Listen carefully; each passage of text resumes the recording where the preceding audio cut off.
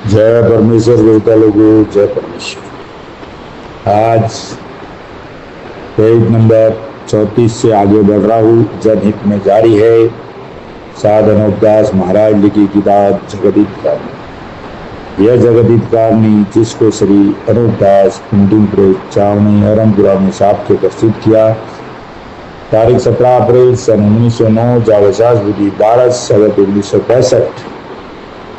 परमात्मा ने नम। जय परमेश्वर। हजार हजार शुक्र उस ज्योति स्वरूप निरंजन निराकार का है कि जिसने जमीन व आसमान को बनाया और तमाम सृष्टि को पैदा किया, परंतु उसकी कारीगरी का भेद इसी पर जाहिर नहीं हुआ कि क्या भेद है। फिर मेरी जबान से ईश्वर परमात्मा की तारीफ अदा नहीं हो सकती।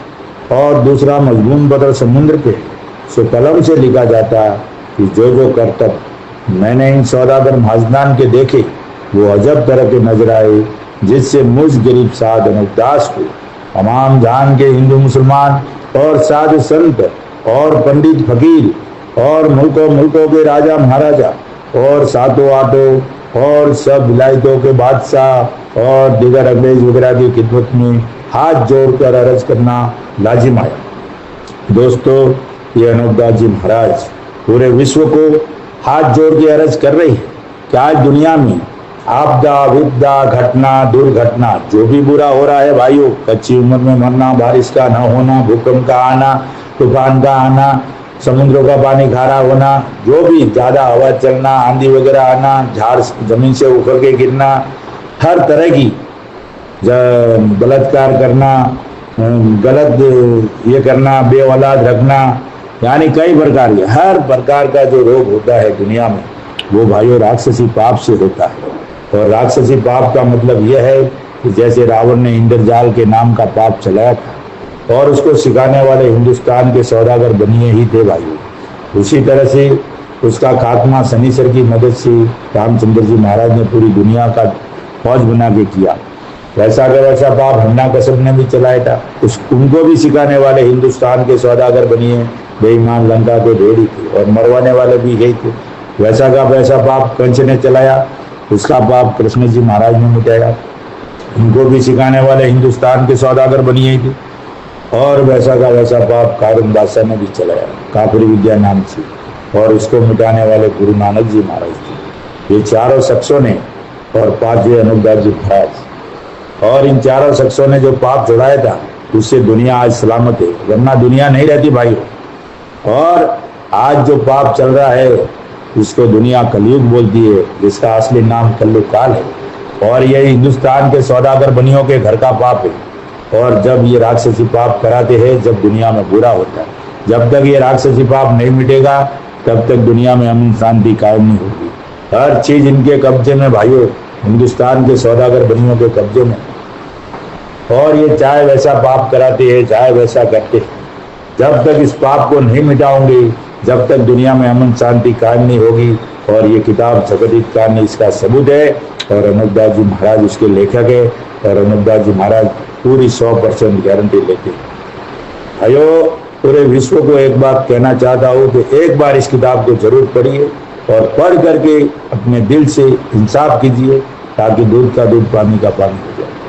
आज जनहित में जारी है भाइयों, पेज नंबर 34 से आगे जनहित में जारी है। और अगर भाई किसी भाई को किताब चाहिए तो संपर्क के लिए 8905653801। और हर महीने की 17 तारीख को चावनी आरमपुरा 30 70 27 राजस्थान में निःशुल्क यह किताब मिलेगी। और कोई भाई मंगाना चाहता है तो भी मंगा सकता है, उसको कुरियर के जरिए भेज दी जाएगी। जय परमेश्वर देवता लोगों। और जो किताब आगे पढ़ रहा हूँ उसको गहराई से सोचे भाइयों, ख्याल करें। और इसको पढ़ना हमारे लिए सौभाग्य की बात है, इसको चूकना हमारे लिए परम दुर्भाग्य है। तो भाइयों एक बार जरूर पढ़ो, इसमें कोई डिपॉजिट नहीं देना, इसमें कोई खर्चा नहीं आता है। ख्याल करो भाइयों। जय परमेश्वर। हिंदू मुसलमानों की बुजुर्गों का नाम अपने बचाव करके लिख दिया। जो दुनिया में किताबें चलती है ना भाइयों, उन किताबों के अंदर हिंदू मुसलमानों के बुजुर्गों के नाम लिख दिए हैं। इससे उन किताबों को हम अपनी जानते हैं, लेकिन वो असल में हमारी किताबें नहीं है। हमारी असली किताबें इन हिंदुस्तान के सौदागर बनी है बेईमान लंका के ढेरों ने छुपा दी है, गायब कर दी है और ये झूठी अपने तौर पे चला दी है। तो इस बात पे जरा ख्याल करोगे तो समझ में आएगा। भाई मालिक ऐसा हर धर्म को एक धर्म से लड़ाने का मालिक ऐसा तो नहीं है कि मालिक की बुद्धि खराब है कि ऐसा लिख सकता है एक दूसरे की जात को लड़ाने का। तो भाइयों लिखने वाला कोई मालिक तो है नहीं, लिखने वाला तो इंसान ही है। मालिक के तो कोई हाथ पैर कुछ नहीं, मालिक की तो रोशनी है, ज्योति शुभ निरंजन निराकार। तो फिर मालिक ने ये किताबें कैसे लिखी है? तो इसके ऊपर एक बार गौर कीजिए भाइयों, अपनी अकल से सोचिए, अपनी अकल दुरुस्त करके सोचिए कि मालिक ऐसा क्यों करेगा। मालिक के लिए तो हम सब एक समान है। एक बाप की संतान रहती है, उसके 10 औलाद भी रहेगी तो वो सब एक समान रहेगी। तो मालिक सबका है, ऐसा नहीं है कि भाई हिंदुओं का है कि मुसलमानों का है कि अंग्रेजों का है, किसी का नहीं। मालिक सबका है। 84 लाख जीवा जुन और इससे भी कई गुना ज्यादा जुने हैं जमीन माता के ऊपर। जमीन आसमान को बनाने वाला मालिक है और उनको खिलाने पिलाने वाला मालिक है। फिर वो मालिक दुख क्यों देगा? वो तो दुख देगा ही नहीं। मालिक के घर में तो सुख ही सुख है। तो इस बात पे पर्दा डाला हुआ और इस बात पे गौर करो, आपकी अकल दुरुस्त करके कि भाई मालिक सजा क्यों देता है और ये बुरा हो रहा है वो मालिक क्यों कर रहा है? हमको पैदा करके मालिक ऐसा क्यों करता है? क्या हम एक बाप अपने 10 बेटे पैदा करके फिर उनको फांसी देगा क्या? उनको मारेगा क्या? काट के खाएगा क्या? ऐसा तो नहीं हो सकता है। इसलिए भाइयों इस बात पे गौर करो। तो इस गरज से लिख दिया है कि जब कभी हमारे जाल की खबर पड़ेगी तो किताबों के देखने से हम लोगों पर जाल साबित नहीं हो सकेगा। ऐसी चालाकी की है कि किताब पढ़ दे तो आपस में ही मारे जाएंगे, हिंदू मुसलमान अंग्रेज आपस में लड़ते रहेंगे, तो हम तो बचे के बचे रहेंगे और हम लोगों का कोई नुकसान नहीं होगा। जाल साबित नहीं हो सकेगा क्योंकि किताबें संसार के लोगों के नाम से है। इसे राजा बादशाह संसार के लोगों को ही पकड़ेंगे और हम बनिए तो अलहदा के अलहदा रह जाएंगे। परंतु इन सौदागरान ने ऐसी ऐसी बातें जाली अपने भले के वास्ते और तमाम संसार को गारत करने के वास्ते चला दिए। खुद के भले के वास्ते और पूरी दुनिया को डुबोने के वास्ते ऐसी किताबें बनाई है तो दुनिया अपने आप ही उन किताबों पे चल रही है और अपने आप ही कट कट के मर रही है, चला दी है। जिसके ऊपर दुनिया अपने आप ही चल रही है और इन लोगों की किताबों को दुनिया अपनी किताबें कर बैठी है, सो भाई अव्वली बात काबिल ख्याल करने की है कि तमाम जहान के लोग किताबों को बास बास के खुश होते हैं और ये कहते हैं कि श्री कृष्ण जी महाराज ने समुद्र को मथा और बिलोया। परंतु जिस वक्त की मथा उस वक्त की बासुक नाग की रस्सी बना के समुद्र को भिलोया था, जिसको जबान मारवाड़ में नेत्रा कहते हैं। भाइयों अभी यहाँ पर ये कहते हैं कि ऐसी ऐसी किताबों में ये बातें लिखी है कि समुद्र को कृष्ण महाराज ने मथा। आज हम तुम लोग पूरा गांव जमा हो गए, तालाब का जल भी नहीं मत सकते हैं, तो कृष्ण जी महाराज ने जल कैसे मथा होगा? वो भी एक इंसान थे, अवतार हुए हैं हमारी तुम्हारी तरह से, तो उन्होंने पूरा समुद्र जल कैसे बिलोया होगा? आप अपनी अकल से सोचो भाइयों। कोई समुद्र देही का मटका तो था नहीं कि उसको बिलो लिया होगा। इसलिए भाइयों अनुपदास जी महाराज अपनी अकल दुरुस्त करके सोचो, ख्याल करो। समुद्र को बिलोया जिसको मारवाड़ जबान में नेत्रा कहते हैं। जैसे दही का मटका रहता है ना, उसको वो बीच में डाल के झेलना क्या बोलते हैं, उसको डाल के करते तो उसका नेत्रा नाम लेते। तो उसी तरह से समझाने की कोशिश की। जिसको मारवाड़ में ये राजस्थान के लोगों के लिए नेत्रा कहते, वैसे समझा रहे। नेत्रा कहते हैं जिसे श्री कृष्ण जी महाराज ने समुद्र को मथा था। सो ये बात दुनिया में आम लोग कहते हैं।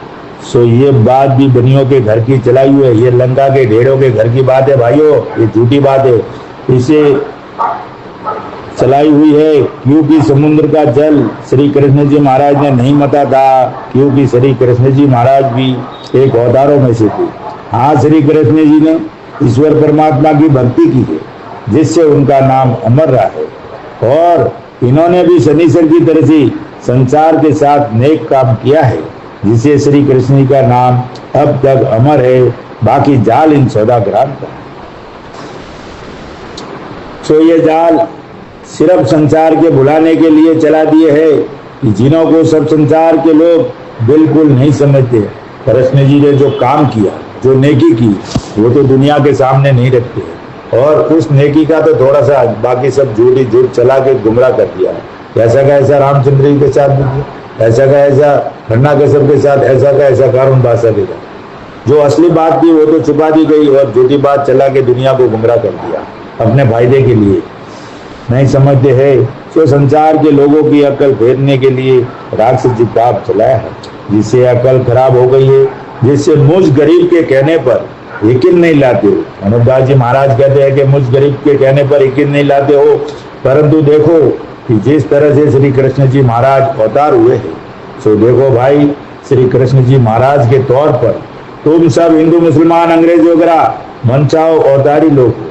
सो तुम श्री कृष्ण जी को ये कहते हो कि उन्होंने समुद्र का जल मता था, सो उसी तरह से अब तुम लोग भी समुद्र के जल को क्यों नहीं मत लेते? उन्होंने मता था तो आप भी मत सकते हो, आप भी नहीं मत लेते हो, आप भी मत हो।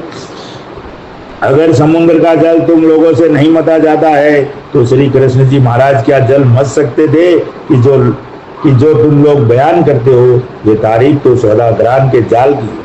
जो ये किताबों में लिखा है ना, ये सौदागरान ने झूठ मूठ करके लंका के ढेरों ने ये तारीफ ऐसा करके बना था कि दुनिया भटकी हुई रहे और हमारा फायदा पड़ता रहे। तारीफ सौदागरान के जाल की है, क्योंकि समुद्र कुछ दही का मटका थोड़ा ही था जिसको श्री कृष्ण जी महाराज ने मत लिया, क्योंकि समुद्र का पानी हजारों कोस में पड़ा हुआ है। ये नहीं हो सकता कि श्री कृष्ण जी महाराज ने समुद्र का जल पिलोया हो। फिर साफ साफ तुम लोगों को ख्याल करना और समझना चाहिए कि ये सौदागरान के घर का जादू है। सो ऐसे ऐसे जादू के अंदर तमाम जहान के लोगों की अकल फिरी हुई है,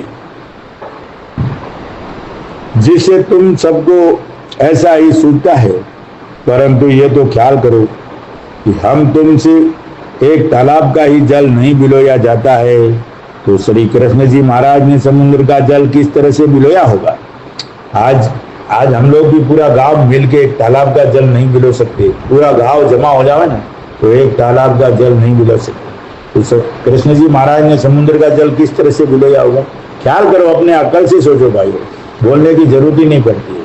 और अकल पूरी दुनिया की हिंदुस्तान के सौदागर बनियों ने भ्रष्ट कर दिए भाइयों, कैद कर दिए।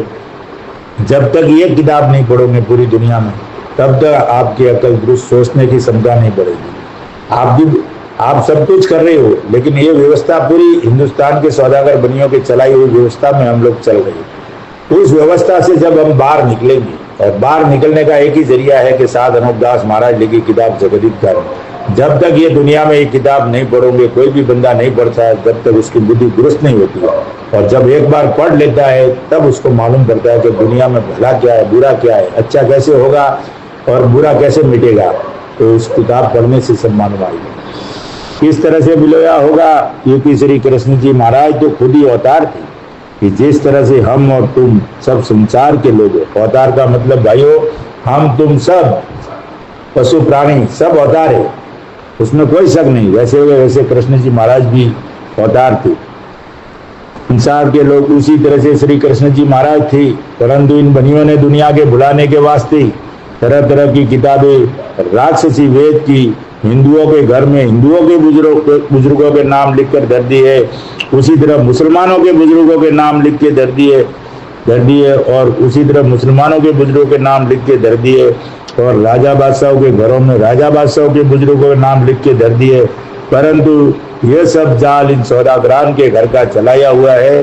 सो इन्होंने अपने बचाव के वास्ते यह कैसी अकलमंदी की है कि जब कोई राजा बादशाह इन सौदागरान के जाल को दरियाबद करेगा तो हिंदुओं के घरों में जाली किताबें निकलने के सबब से हमारा जाल किसी तौर से कोई नहीं समझेगा। अब इन्होंने इतनी बड़ी चतुराई की है कि हिंदुओं के घर में हिंदुओं के बुजुर्गों के नाम लिख के ये किताबें पकड़ा दिए, मुसलमानों के भाइयों के घर में मुसलमानों के बुजुर्गों के नाम लिख के पकड़ा दिए, और अंग्रेजों के घर में अंग्रेजों के बुजुर्गों के नाम के लिख के पकड़ा दिए। जब कभी इंसाफ की बारी आएगी और लोग ख्याल करके सोचेंगे तो ऐसा समझेंगे कि भाई ये तो हिंदू मुसलमानों की किताब है, हमारी थोड़ी है, यानी इनको तो कोई पूछेगा नहीं। और हिंदू मुसलमानों के बच्चे की ऐसी ऐसी बुरी, आज देखो ना, आज मुसलमानों के घर में भी और हिंदुओं के घर में भी आज पूरी धर्म की लोग धज्जियां उड़ा रहे हैं, कैसी कैसी बातें कर रहे हैं, तो कैसे कैसे किताबों के बारे में ये सब कह रहे हैं। तो इससे मेरा कहना ये है कि भाइयों, इस किताब जगदीप कारनी को एक बार जरूर पढ़िए।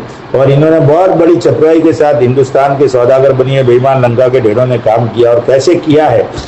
इसलिए इस किताब को जब तक आप नहीं पढ़ोगे तो समझ में नहीं आएगा।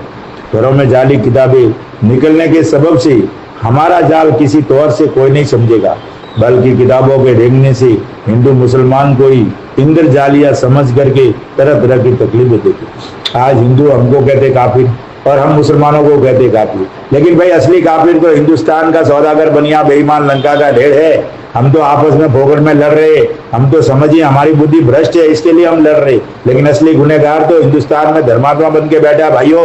और वो अब सबको लड़ा है, पूरी दुनिया के ऊपर उसको राज करना, पूरी दुनिया का धन तो ले लिया है। और हिंदुस्तान में सबसे पहले मक्का वालों को लाए, फिर अंग्रेजों को लाए, और अब रूस वालों को लाने की तैयारी कर रहा है। और ये तो अलग का अलग रहेगा, धन तो इसने जमा किया। अंग्रेज बेचारे कंगाल आए थे, कंगाल गए, धन लेके नहीं गए। धन तो इस हिंदुस्तान के सौदागर बनिए ने कब्जे में कर लिया है। मक्का वालों को भी लाए, उन्होंने भी कोई धन लेके नहीं गए, धन हिंदुस्तान के सौदागर बनिया ने कब्जे में किया भाइयों। आज इनके पास 12 डुंगरी धन है, 12 तुम्बा धन है, जो जमीन माता का 12 हिस्सा कहलाता है, और एक हिस्से में पूरी दुनिया। भाइयों ख्याल करो, उसके ऊपर गौर करो।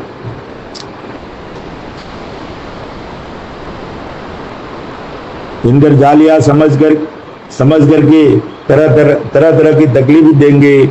उस हालत में इन लोगों के बच्चे मारे जाएंगे और हमारे बच्चे बच जाएंगे। देखो कैसा फायदा उठा देंगे। उस हालत में हिंदू मुसलमानों के बच्चे मारे जाएंगे और हमारे बच्चे बच जाएंगे।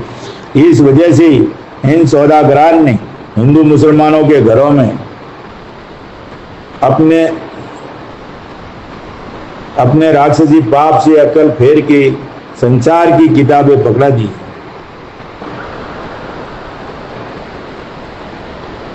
बच्चे मारे जाएंगे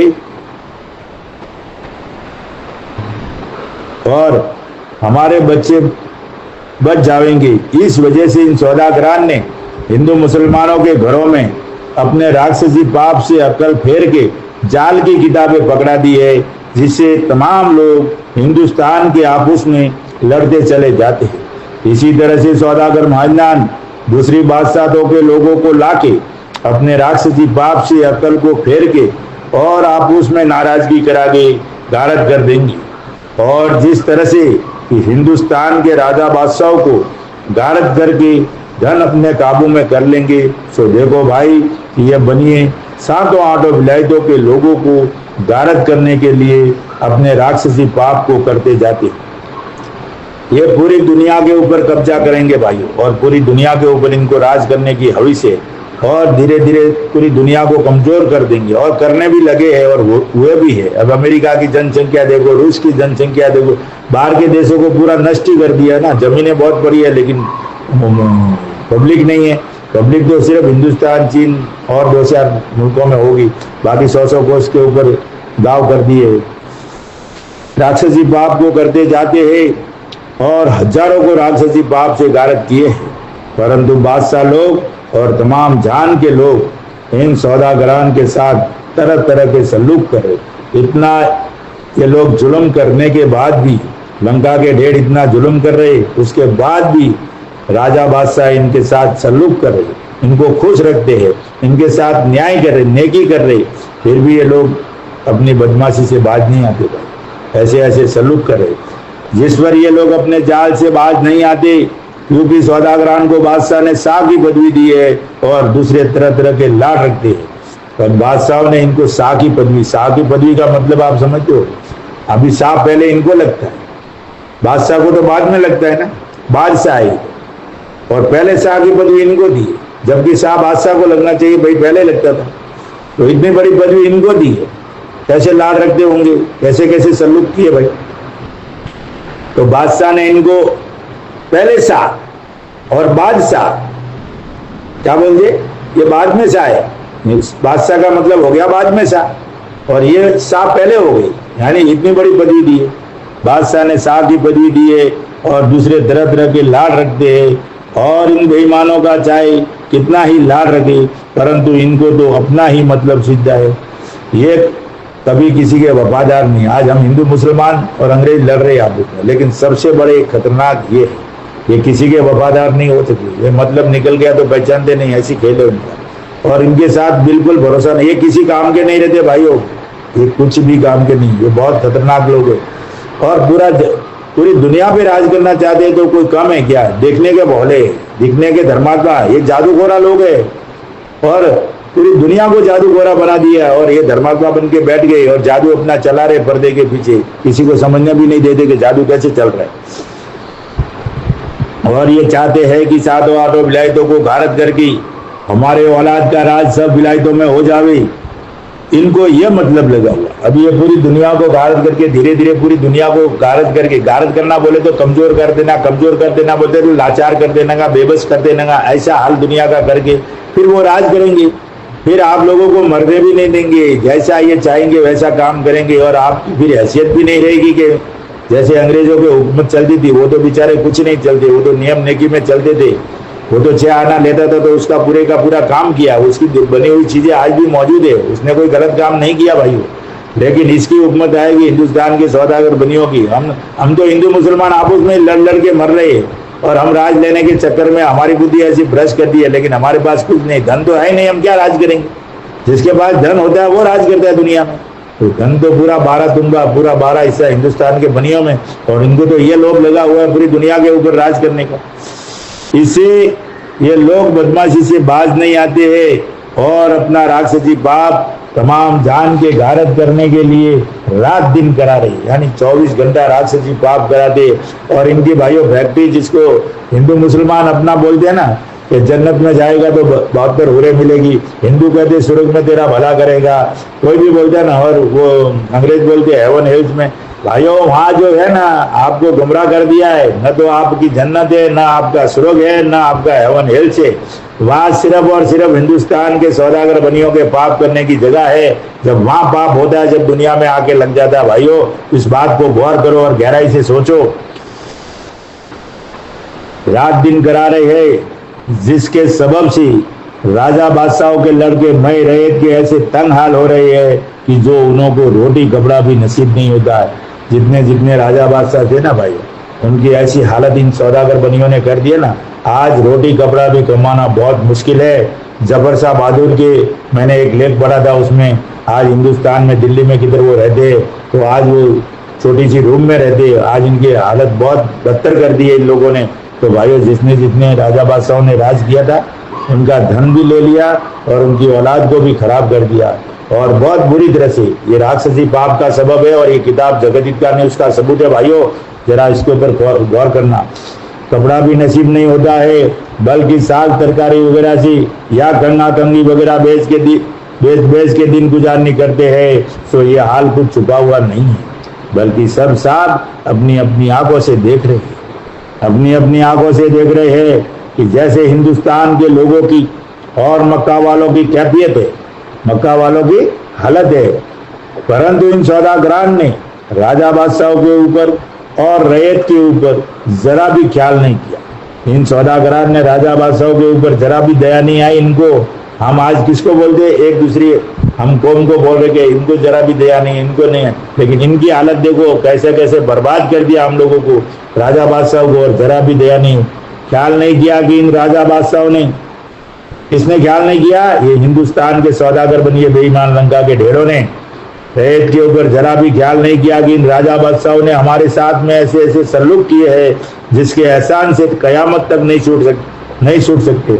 भाइयों, राजा बादशाह ने इनके ऊपर इतने एहसान किए, इनको उसी टाइम चाहते तो पाप पकड़ा जब मार सकते थे, लेकिन इनको बख्श दिया, इनको छोड़ दिया और इतने सलूक किए है, इतने एहसान किए है कि कयामत तक नहीं, मौत तक नहीं, मौत मर के भी नहीं सुखा सकते। इतने ये किए, उनके ऊपर एहसान किए, उन एहसानों को मर के भी नहीं सुखा सकते। भाइयों ख्याल करो। और ये लोग इतने गद्दार है, मौका आते ही सब पलटी हो जाती। हिंदुस्तान के सौदागर बनिए बेईमान लंका के ढेर। एहसान को अपने अपने दिल से भूल सकते हैं, परंतु उन एहसानों को सौदागरान ने भूल करके उन सल्लुकों के एवज में ये नतीजा सब संसार के लोगों के लिए जाहिर किया। जिससे साल ब साल जादू के सबब से सौदागरान के संसार के लोग गारत होते चले जाते। साल ब साल इतने लोगों को मारते, एक्सीडेंट से मारते, जादू से मारते, रोग बीमारी से मारते, भूकंप से मारते, डुबा के मारते, तूफान से मारते, कितने लोगों को, झाड़ वनस्पति और पशु पक्षी को बेहिसाब मारते भाइयों। ये सब इनके राक्षसी पाप का कर्तव्य है। सो भाई मेरे हो, इन सौदागरान को सिवाय संसार के गारत करके और कोई काम नहीं है। सो ये नेकी करने का फल है। ये नेकी की है ना राजा बादशाहों ने इनके साथ, है उसका ही फल मिल रहा है। अगर समझ जाते और नेकी नहीं करते ना, तभी गारत कर देते ना, तो आज ये नौबत नहीं आती कि अपने साथ में झाराबदी कर रही है। जिस पर भी हम तुम लोग इन सौदागरान की खातिरदारी कर रहे हैं और आज भी कोई उनके प्रति, उनके विरोध में कोई बात सुनने वाला नहीं, कोई बात करने वाला नहीं, कोई उस बात को समझने वाला नहीं है। आज भी इन हिंदुस्तान के सौदागर बनियों की ये बात चल रही है और खुले दिल से चल रही है। और ये किताब जगदीत का डंके की चोट पे कहती है कि अगर दुनिया में अमन शांति लाना है तो इस किताब का पढ़ करके इंसाफ करो। लेकिन आज इनके विरोध में कोई बोलने को तैयार नहीं है, कोई इंसाफ करने को तैयार नहीं है, ऐसा बंदा तैयार नहीं है। अरे आप जमीन माता का नमक खाते हो, जमीन माता का पानी पीते हो, जमीन माता का हवा लेते हो, कुदरत का, परमेश्वर की बनाई हुई रचना का, और आप इन गद्दारों की तरफदारी कर रहे हो। ये बहुत बड़ी शर्म की बात है भाइयों, तो ख्याल करना चाहिए। ये नेकी करने, सौदागरान की खातिरदारी कर रही है और इन जालमों के जुल्म को सह रही है। जिस पर भी कोई साहब इन्हों का जाल दफे करने के लिए मददगार नहीं होता है, फिर भी कोई जानते हुए कोई मददगार नहीं, कोई बोलने को तैयार नहीं है। कोई अनूपदास जी महाराज का मंच पे आ गया और कोई बोल दिया तो घर पे जाके उसकी हवा टाइट कर देंगे ये लोग फोन, और वापस उसको उल्टा सीधा बोलने को मजबूर कर देंगे। ऐसी इनकी ताकत है, ऐसा इनका हिंदुस्तान में बनियों का नमक करता है भाइयों। मददगार नहीं होते हैं ताकि इनों का जाल दफे कराया जावे। ये कोई नौकरी पेशा वाला हो तो उसे नौकरी से हटा देंगे, नौकरी का नोटिस आ जाएगा। कोई पार्टी में रहेगा तो पार्टी से नोटिस आ जाएगा। तो पार्टी में क्या है, जो बात बोली है उतनी बोलनी, आगे बोलेगा, आगे ऐसा करने को जाएगा तो उसको पद से भी हटा देगा। मंत्री संतरी कोई भी रहने दो भाई, कराया जावे। सो इस बात को भी तो कोई साहब नहीं सोचते हैं और अकल फिरने के सबब से अपने अपने मतलब में लगे हुए, और ये नहीं समझते हैं कि मतलब ही मतलब में और लालच ही लालच में हिंदुस्तान को और मक्का वालों को गारत कर दिया है, और ये नहीं समझते हैं। लेकिन एक दिन ऐसा आएगा पूरी दुनिया को गारत करने के फिर पछतावा रह जाएगा। आज मैं सभी ज्ञानी ध्यानी राजा बादशाह साधु संत पंडित जोगी जति को कहना चाहता हूँ कि असली गुनहगार हिंदुस्तान में जादूगर तो बनिए हैं, और ये राक्षसी पाप कराते, राक्षसी पाप से बुरा होता है, उसकी पहचान करो, उसकी शोध करो, और एक बार ये किताब जगदीत ज्ञानी जरूर पढ़ो भाइयों, तब मालूम पड़ेगा।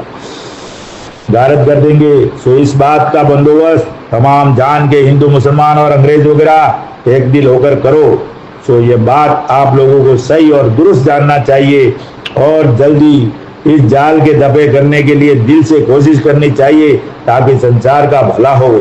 और ये बात तो तुम लोग अच्छी तरह से जानते हो कि जो शख्स किसी के साथ नेकी करता है तो उस नेकी के एवज में वो शख्स अपनी जान देने को तैयार हो जाता है, क्योंकि फलाने ने हमारे साथ नेकी की है।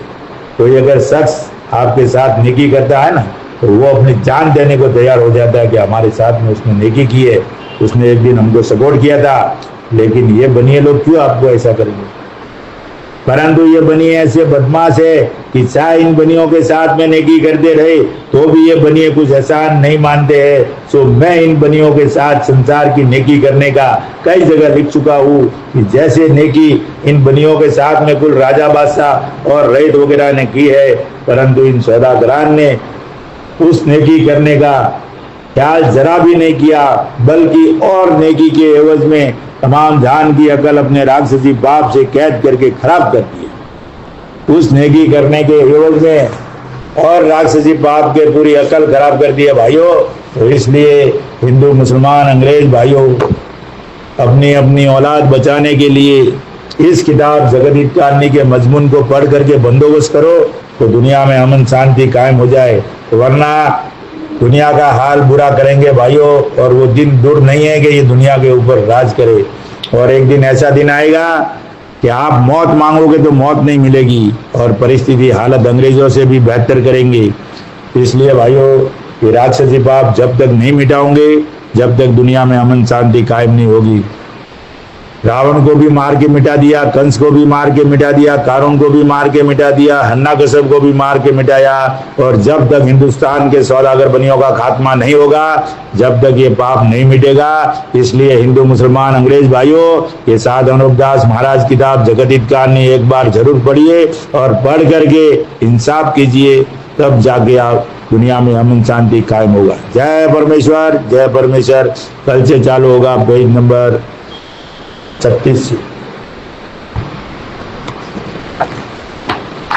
कल से पेज नंबर 36 से जनहित में जारी रहेगी। जय परमेश्वर।